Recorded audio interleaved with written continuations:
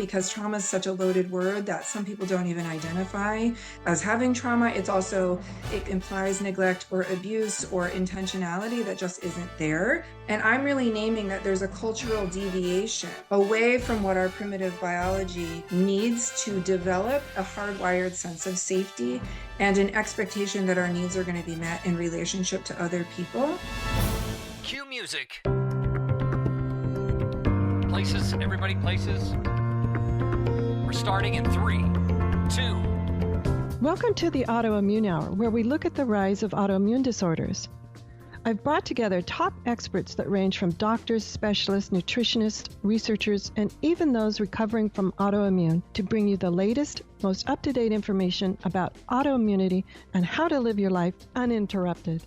Thank you for joining us here on the Autoimmune Hour with Sharon Sayler. Always seek sound legal, medical, and or professional advice regarding any problems, conditions, and any of the recommendations you see, hear, or read here on the Autoimmune Hour, Understanding Autoimmune, and Life Interrupted Radio.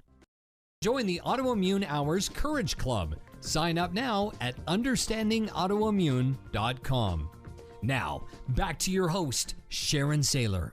Welcome, everyone, to the Autoimmune Hour. I'm Sharon Sayler from SharonSayler.com, and as always, it's my honor and pleasure to be with you here on another brand new episode of the Autoimmune Hour. And you can find all the other, we're approaching 500. I think we're around 480 episodes now over at understandingautoimmune.com, including tonight's return guest. We have a couple of shows with her and her business partner and with her separately, and her name is Micaela Giles. And I'm so happy to have her returning because one of her specialties is something that I learned early on, and then I met Micaela and just was profoundly enlightened, shall I say, that my understanding that our past traumas, our past, like our childhood, and I hate when sometimes when people call them big T's, little T's. I don't do that. To me, there's Micaela agreeing. To me, a trauma is a trauma. However your brain encodes it, that's what happens. So when I learned that early on in my recovery from autoimmune, it profoundly changed my health and the way I thought about health. And so tonight we're going to talk to Micaela. Let me read her bio really quick for you because it's amazing. She is the co-founder of Origins Collaborative Care, and she is the director of the Mind, Body, Education, and Healing.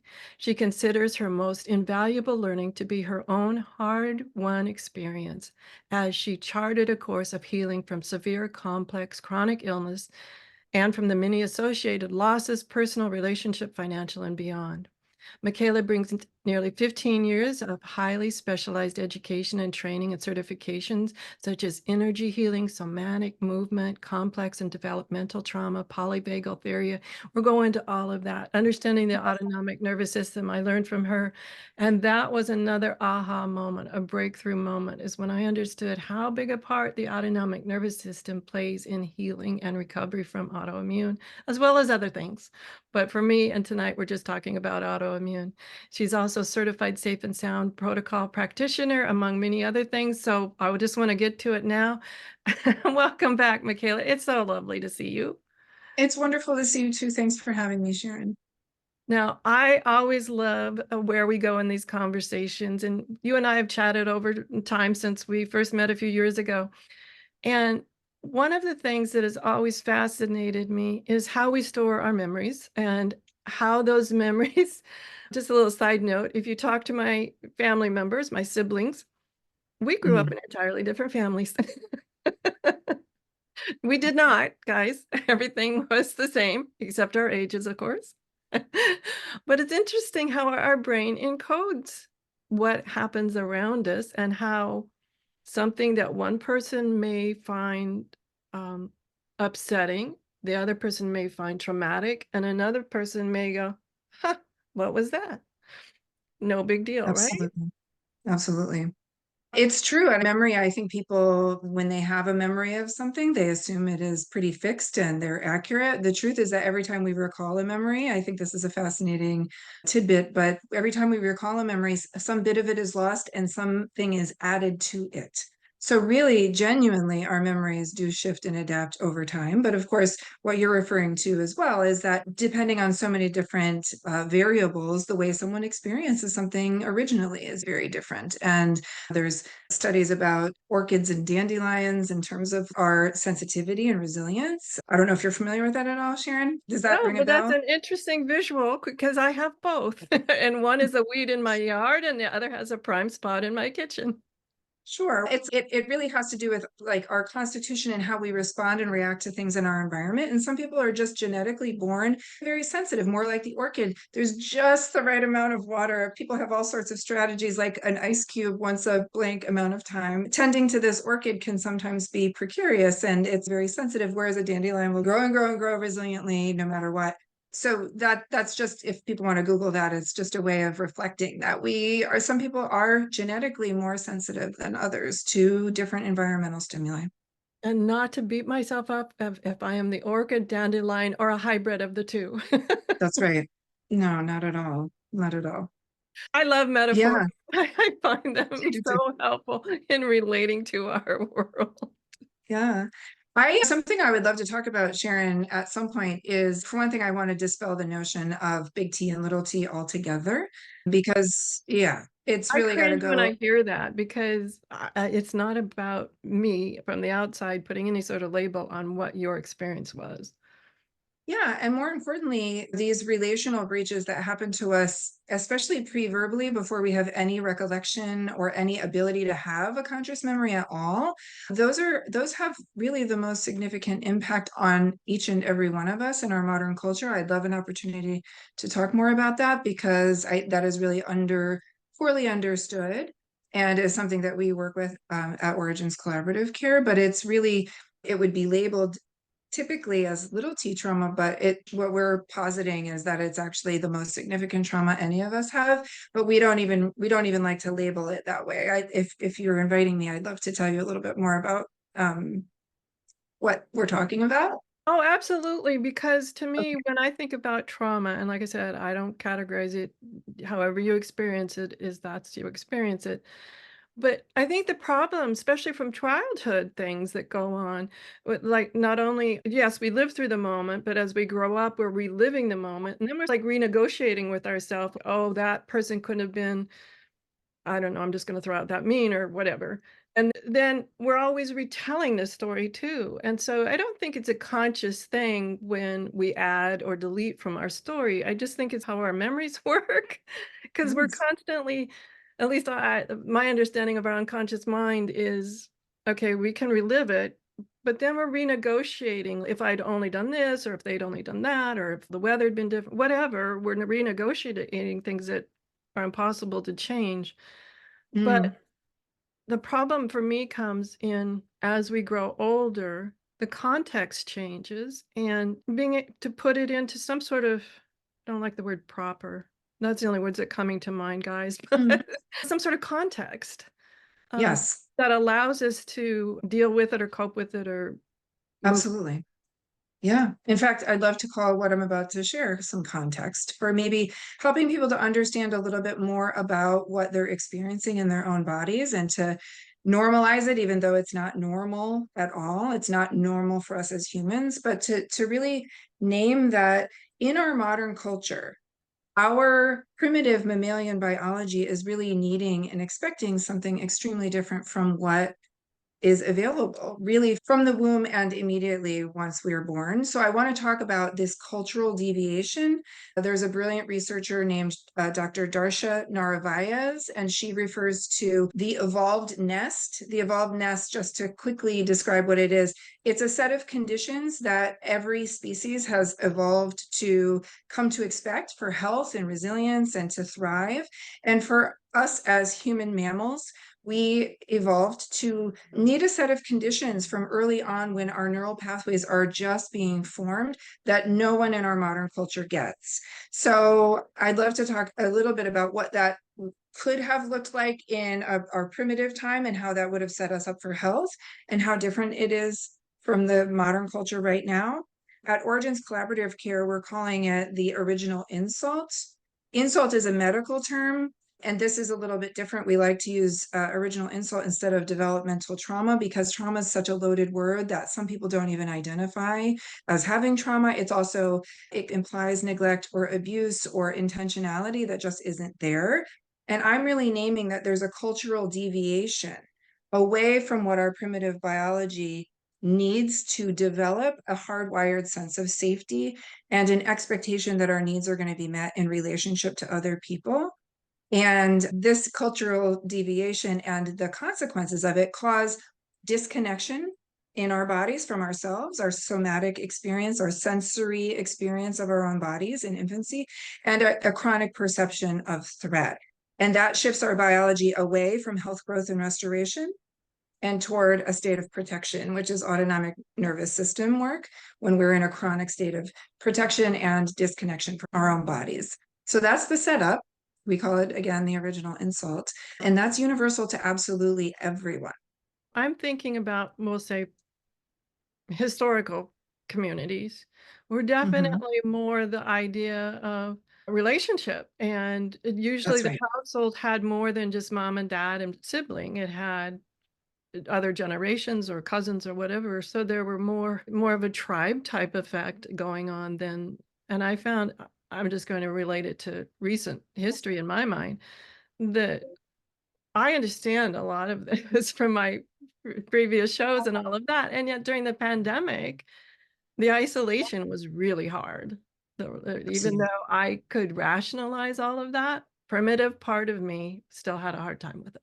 Yes. And you were in good company there, because again, intellectually understanding something or having context for it, it's valuable, it's important. And yet safety is an experience that's felt in the body, and our intellectual understanding of something does not necessarily change our very reflexive, automatic experience in our bodies. And that's the system that we're really talking about, that is hyper vigilant to threat, especially in relationship. And when we're talking about autonomic nervous system dysregulation, that's our focus, is in relationship. The pandemic presents a very perfect example that is really illuminating for so many of us how fear, and it was real fear, combined with isolation, separateness, not being able to be physically touched, oftentimes separated from our loved ones and really distant, not having the social gatherings, being alone, all of that has unintended consequences. Even though on the one hand, it was all designed to keep us safe,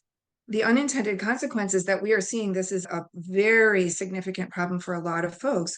It actually created suppression of the immune system in many ways, and overactive, I should say it's both, suppression in certain aspects, overreactive and hypervigilant, and pro-inflammatory in other ways, consequences to digestion, consequences to detoxification. People had significant either sudden onset of chronic illness issues during the pandemic, especially that first year, and or a severe worsening of already present chronic illness issues. So it's like unintended consequences of trying to keep us safe are things that we are still working to help people heal from on the other side, those unintended consequences that are still present in their system.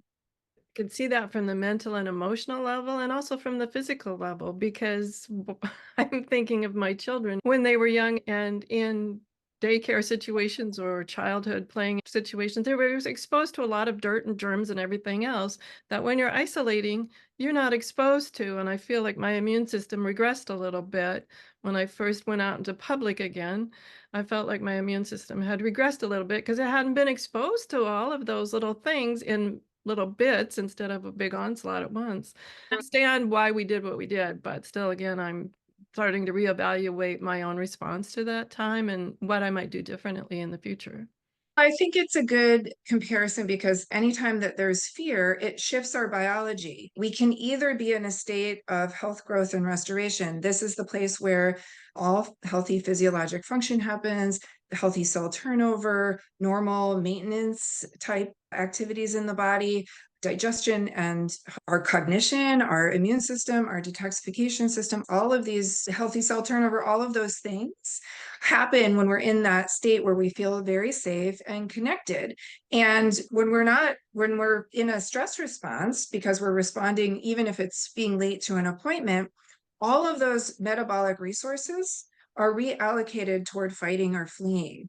Again, most of the situations we find ourselves in that cause a stress response are not things we need to punch our way out of or run from. And yet, the primitive biology that we were talking about earlier from a very different time, that's still the system that we're operating with.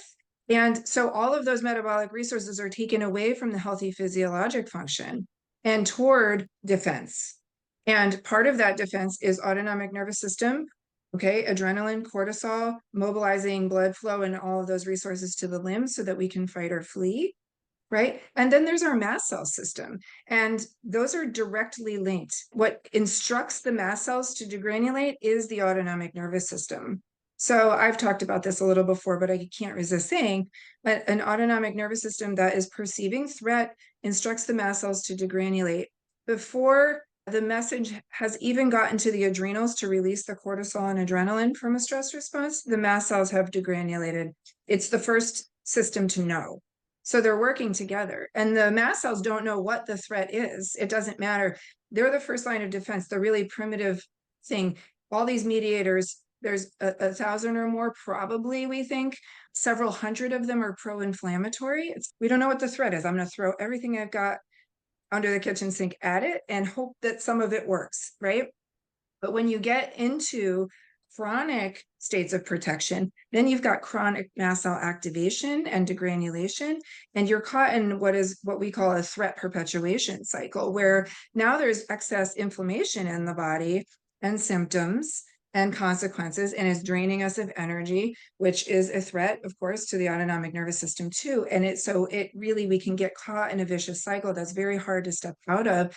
And again, these are two systems in our body that are charged with keeping us safe, but they become overwhelmed with so many different things to keep us safe from, that they are now hypervigilant and overreacting in a way that, instead of keeping us safe, the unintended consequences of keeping us safe, they're actually part of the problem that's making us sick. And that's really where we need to be focusing our attention and energy. And how do we work to interrupt that threat perpetuation cycle so that we can stop the inflammation and create a little more safety in our system? And I'm thinking about how fast that happens too, because sometimes even when I get into a situation and I might feel the spidey sense a little bit like, am I safe? It's Yes. that question, and instead of I'm not safe, it's just okay, this feels a little odd. Where am I at? I can feel that the autonomic nervous system is already ramping itself up before I've even Oh, that thought, am I safe? And I have to right. give myself time to answer. All of that behind the scenes stuff is already ramping itself up to leap into action. And it may That's leap right. into action before I answer that question. Oh yeah, I'm safe here. And it's wonderful if you actually have the ability to assess your environment and really consider, am I safe or am I not? And it is helpful to your system to be able to have that conscious assessment to reassure that you're actually safe. A lot of people, no matter how they're trying to reassure, of course, the system is still, I'm not sure I believe you. Your ability to do that is actually, it shows your growth in that area, being able to really be in dialogue with your autonomic nervous system and partners with it so that you can help reassure it. But you're exactly right. We're talking milliseconds, that your neuroception, which is totally unconscious, right? No conscious awareness whatsoever. Neuroception is perceiving that there may be a threat, and there may or may not be one. We don't know, but it's perceiving something familiar from the past is awakening something, saying, hey, Sharon, this might be a problem.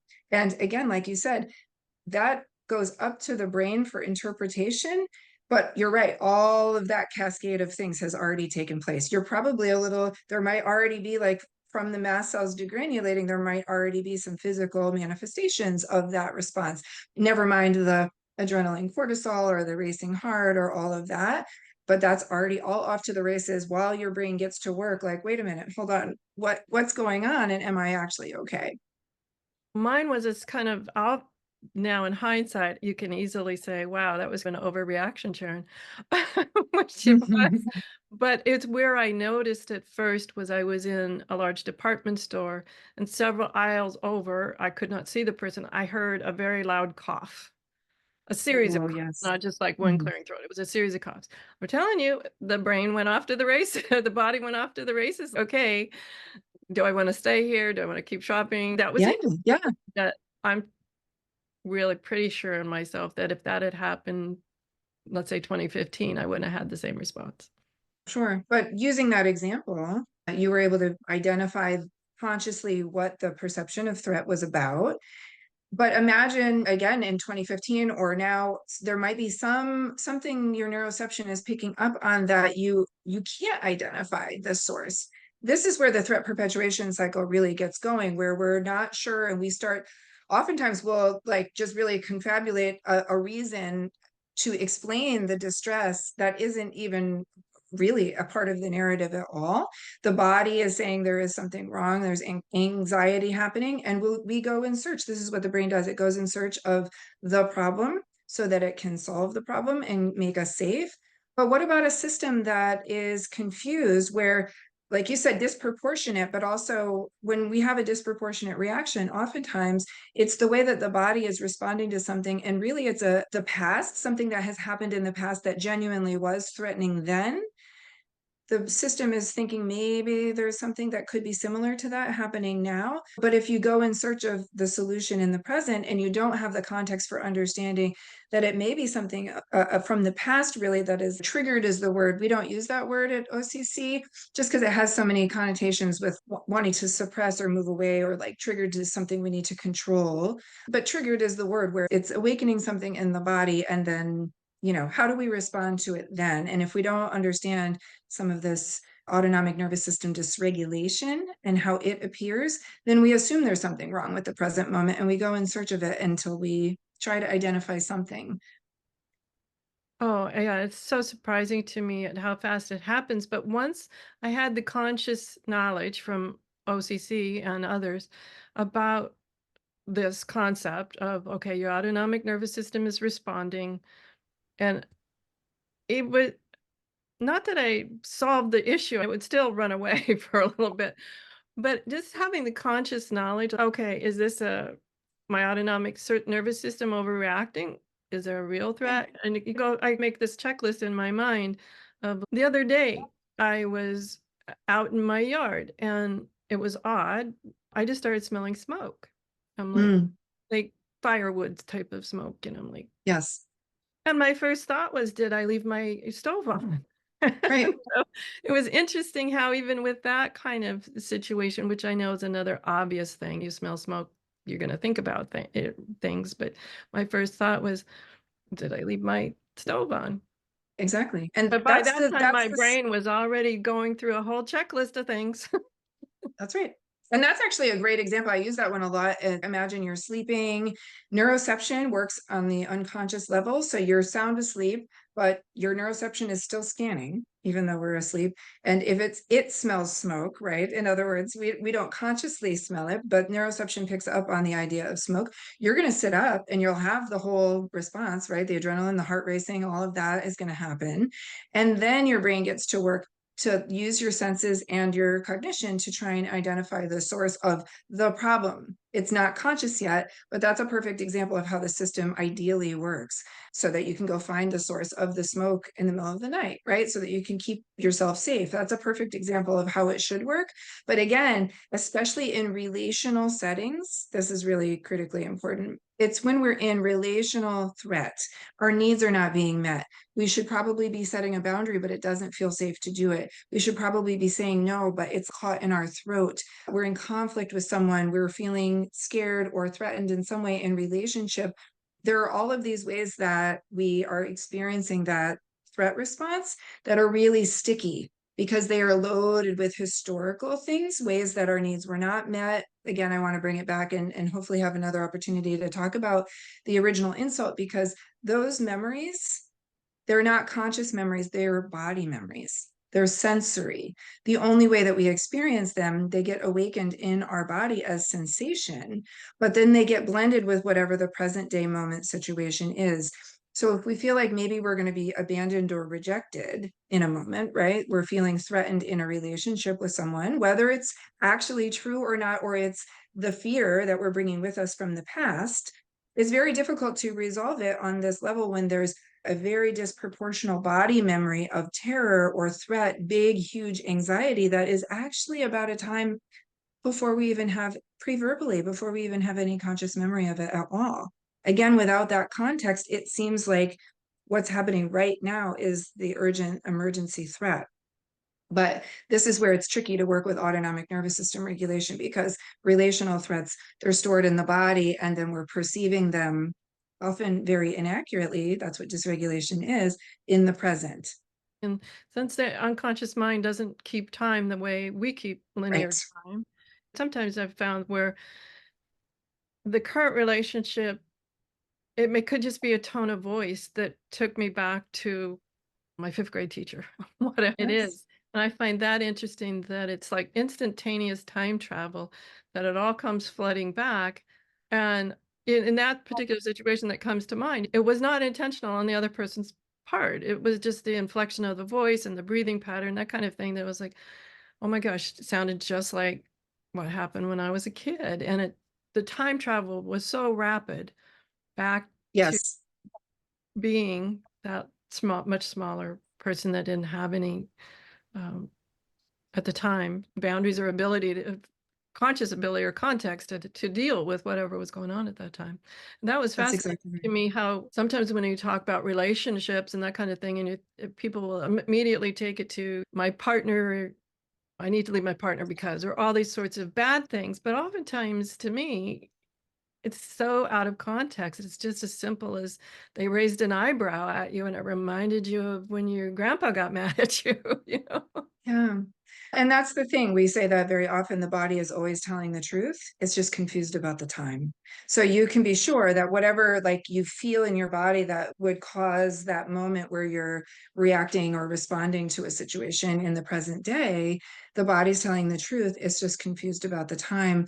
And that complicates things, especially when you're dealing with someone else who also has an autonomic nervous system and their own historical things. So it's so very easy to have those body memories awakened and to have it confuse and muddy the present day situation. So the intensity of what we're experiencing is very real and it is alive in the body. People know this is not something that we can easily control when it's happening. And that's because it's survival driven.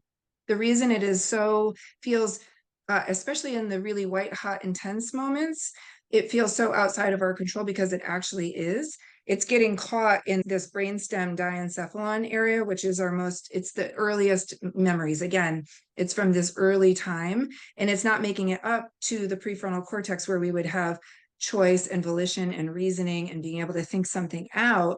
The autonomic nervous system, it controls, for example, Sharon, our breathing and heart rate. Your breathing and heart rate is just operating without you needing to be involved in it at all. That's governed by the autonomic nervous system too. It's charged with your survival. And we can think about our breathing and we can influence it. I can slow it down, I can speed it up. In both cases, that would also influence the heart rate, but we don't have ultimate control. So, in other words, just like someone will necessarily have to draw a breath, it won't be their choice. The ANS will insist that they draw a breath underwater at a certain point in time. Likewise, when we are really awakened with something that previously had been a threat to our survival, and I want to like flag that threat to our survival at a younger point in time, then the ANS will take over and promote whatever strategy it thinks is best, usually based on whatever worked best from us in our early development. So I want to say, like, most people often did not, this is not true for everyone, but most people maybe were not actually in life threat with their parent or caregiver in their young childhood and early development. But what we are saying is absolutely true, is that as dependent mammals, our perception was potential life threat, being cast off, not being accepted. Again, delays in caregiving when we're a completely dependent infant is experienced in the body as life threat to an infant. So those body memories are in us and they're very real. They're very primitive and they are autonomically governed. So we don't have control in those moments. We have to have so much compassion for ourselves and other people who are often reacting in that reflexive way. Wow, a thought came up to my mind of when I was raising my first child. This was the conventional theory, and now how much I'm learning about conventional theory nutrition when I was growing up is totally different than conventional theory now. But back then, the conventional theory was if you had a fussy baby, let him cry it out. And Right. what I just heard is that's not a good strategy. No, and here's the thing, and this is why we call it the original insult, because so many of us were instructed exactly. We wanted to do the very best that we could for our kids. The instructions and the recommendations that we've been given about how to care for our kids, in many cases, are really causing what the experience is dorsal, life threat. So in other words, the experience, it works to let an infant cry it out. Like eventually, what is learned helplessness, no one's coming. It's dorsal life threat, and the infant gets quiet eventually, which is the dorsal response, which is immobilization or freeze. As we know, it's when the other strategies aren't working. Crying would be an example of the fight or flight response, like trying to mobilize to get your needs met using the sympathetic energy of the autonomic nervous system. And dorsal is the response that happens when those strategies did not work and there's a need that is not being met. And so there's collapse. And that is experienced in the body as life threat, which is so hard to hear. And I want to name this right now because I'm a mother. I have a mother. This is painful to feel like, oh my goodness, some of these choices that were made were experienced like this. I even had an experience with my sweet son, who is 28 years old, where I needed to be hospitalized and separated from him for the very first time when he was 13 months old. And the story from my mother and brother is that he was inconsolably crying for more than 36 hours before he got to see me again. And I know that experience lives on in him. It's very obvious. His perception of rejection or abandonment is so strong. And it is such a body-based feeling because he couldn't understand where I went. We couldn't explain it to him. It was just that mom is gone. I was still nursing him at that time, right? Food is gone, mom is gone. Like what I know for safety, I've been abandoned in that way. So much compassion. This is why we call it the original insult. It's a cultural deviation. And that's why it's ubiquitous and it applies to literally everyone in our modern culture. Sharon, would you mind if I explain what our primitive biology actually does want and need from the perspective of the evolved nest? Absolutely, because I have so many questions about everything from what should be done differently or Mm, whatever. So yes, please let's go to there and then okay. I'll be able to formulate So those questions. very briefly, you had touched on the fact that even in earlier cultures, there was more family, more community, more support, all of that. We're really going back even beyond that before recorded history. There's a wonderful video, again, Darshan Narvaez, she's a brilliant researcher that talks about the evolved nest. And she really describes there's like all of human history. And then this little section of it is this more modern where we had separated and had land and all of these other recorded history things. This is where the cultural deviation really began. Before that, and again, this isn't me making this a utopia that I'm saying we need to go back to this at all. I want to really be clear about that with everyone. And obviously that's not happening. I'm just saying we need to learn what our biology is wanting and needing so that we can work with it rather than fighting against it, because that is making everyone really sick. So to go back though to what our biology is needing, mammalian primitive human biology, ultimately, mom would have a baby would be born in a community with loads of support. The entire pregnancy would have been experienced in a very caregiving, relational way.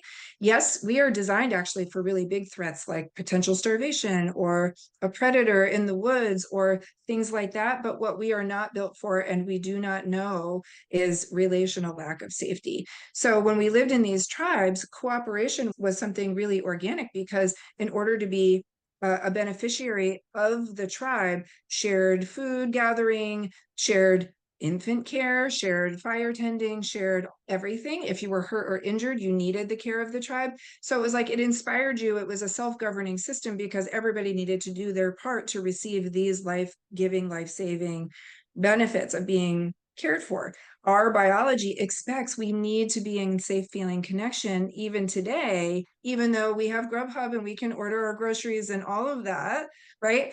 Our biology still wants to be in really deep, safe community and connection with our family and an extended community.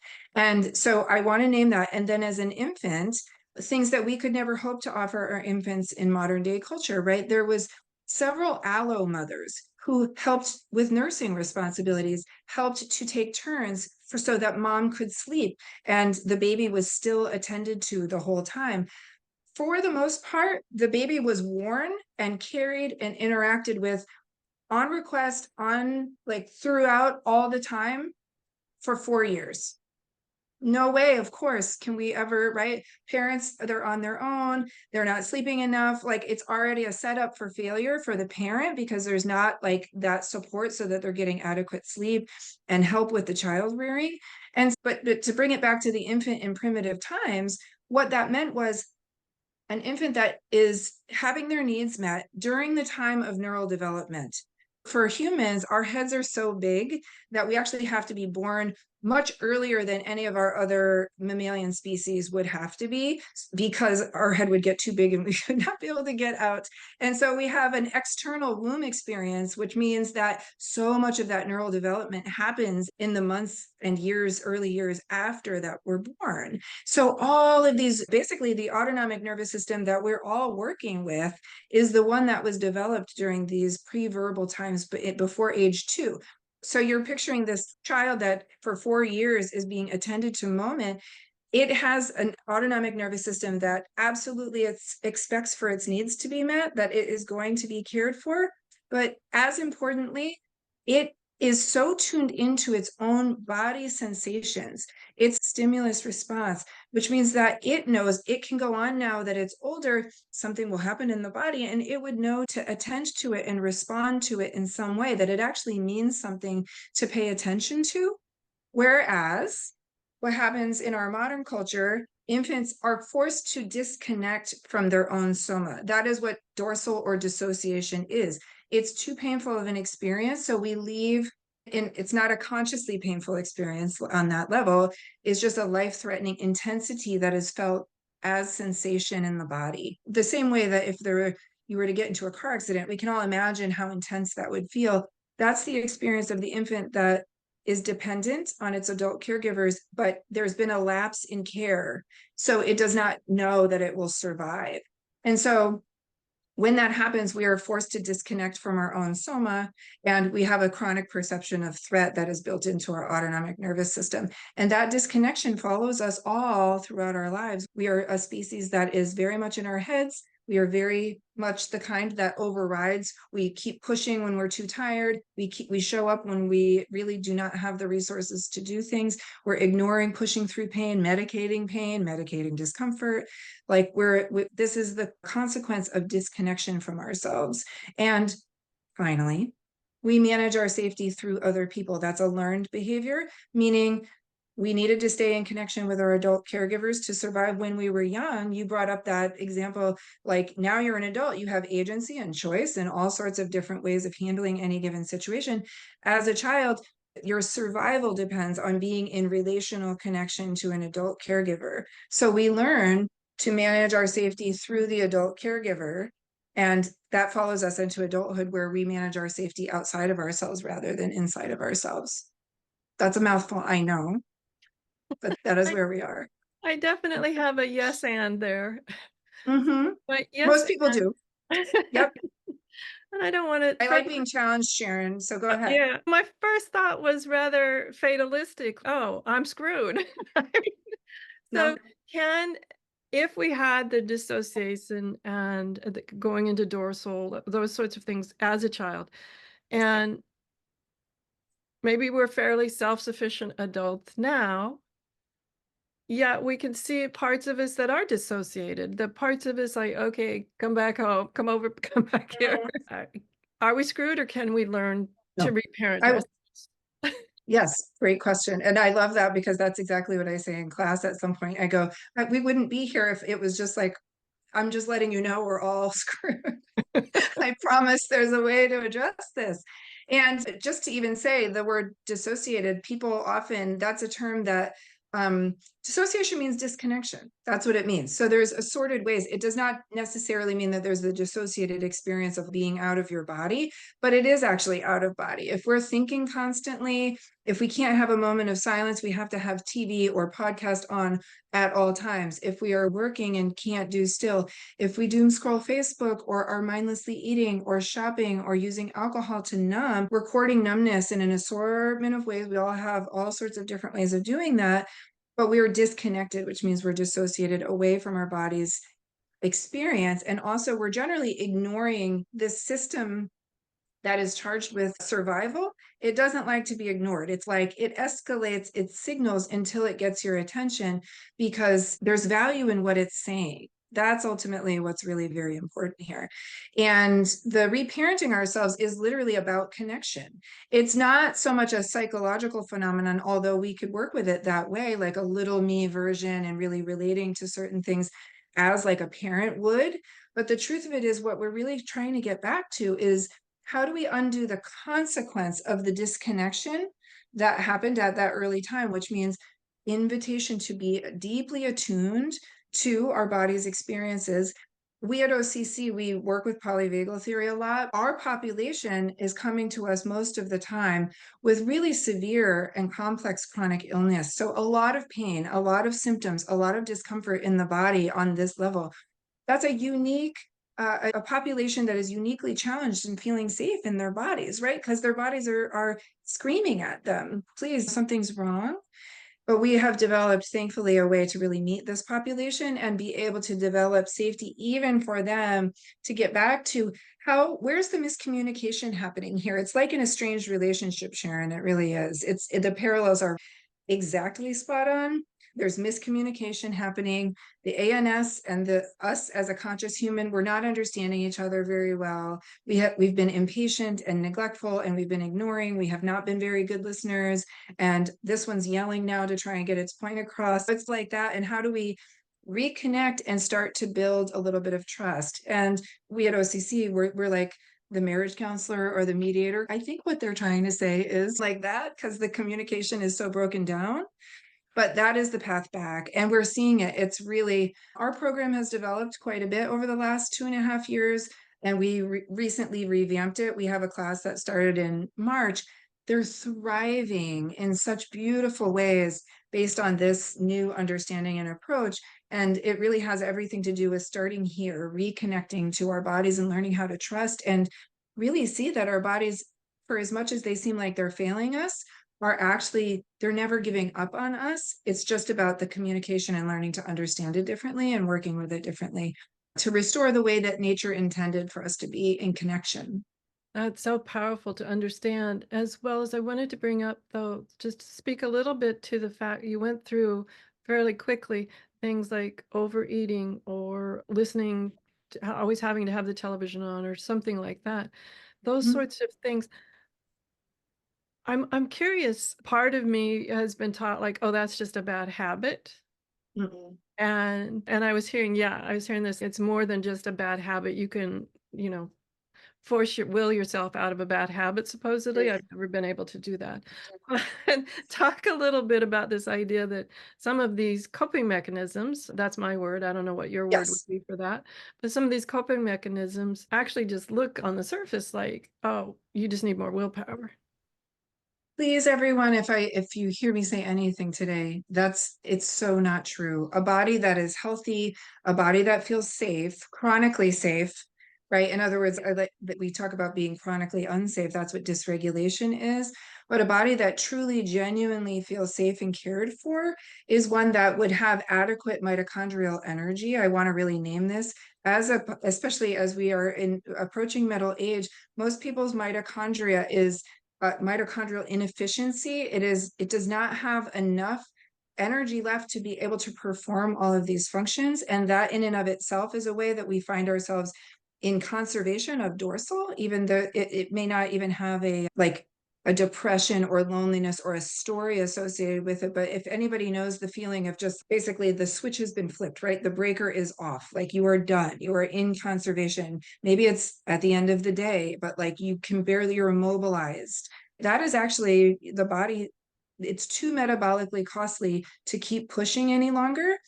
And there's a way that, especially then, when this prefrontal cortex takes a lot of fuel, Sharon, a lot of energy. So when we have pushed and we're exhausted, and in general, we don't have enough energy to do all of the things, we'll get to a certain point at the end of the day. And most people will recognize that 5, 6, 7 p.m. is when some of these behaviors that you were saying, maybe they're bad habits, they really are coping, they're numbing. And we don't have the energy to bring the I would prefer to be doing this because later it will serve me to have gone to bed early, or it would have been better to make myself a nourishing meal. That part of our brain is totally offline because it takes too much fuel. So what we're dealing with is like our reptilian part of our brain. It only cares about helping you to survive right now. And what it is helping you to survive right now might be doom scrolling. It's an analgesic. It might be mindlessly eating. It's analgesic. It's taking us away from the discomfort that is present in the body. There's so many different ways that we do that, but it is involuntary. There's not volition there.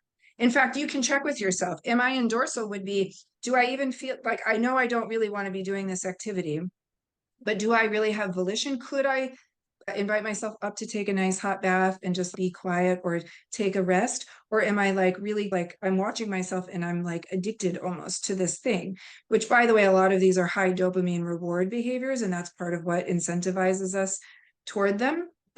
Sharon, we could do a whole show on dopamine pathways, but we'll skip that for now. Let me just say this one thing. The body that is rested and safe, it is not a procrastinating body. It is not a lazy body. It is not one that doesn't care to do anything. If you're experiencing yourself this way, it is not a personal failing. It is not a character defect. You are not like all the ways that we are like feeling bad about ourselves. Please, this is your nervous system saying, I'm cutting the breaker. Literally just the same way all the energy like in a house, if there's a surge of energy, the breaker flips so that we don't burn the house down. That's literally what dorsal is trying to do, prevent further injury in the body. And then it comes out in some of these behaviors that it's trying to help you conservation of energy rather than restoration of energy. That requires our prefrontal cortex to get there. That means we have to feel safe enough, connected enough, and have enough energy left over to bring this on, where it would be like, what would really serve me now would be a gentle yoga practice, right? Like that requires a different level of cognition and energy that usually is depleted, especially toward the end of the day. And for some of our chronic illness people is never back online fully. So we have to work with it that way. And part of it is not beating ourselves up about it. Please be gentle with yourself, everybody. Oh, I love that. And just for a little bit of clarification, go through the levels again because dorsal's that freeze level, but go through the levels again so people can see that once you Yeah. hit that level where you're at. Yeah. So the way that it's a hierarchy, the autonomic nervous system is a hierarchy, and we are a mammalian species, which means that we depend on other people for survival, literally. And so the most recently evolved part of our autonomic nervous system is known as the ventral vagal system. This is actually the vagus where it travels. It innervates the striated muscles of the face and our pharynx and our larynx and our middle ear, how it perceives human voice or other types of sounds. Because it's our social engagement system, it is the part of us that, to start with, tries to stay safe using connection, using being in relationship, relating. Even a conflict, you would start by using your ability to relate and think about someone else's feelings, be a good listener, try to be patient, right? These are the kinds of things that you would bring to try to resolve a conflict, let's say, using your mammalian ventral vagal system. That is the state of safety and connection. In that place, that's where all that healthy physiologic function happens. All health, growth, and restoration, healthy cell turnover, immune function, digestion, detoxification, all of that happens in the ventral vagal state.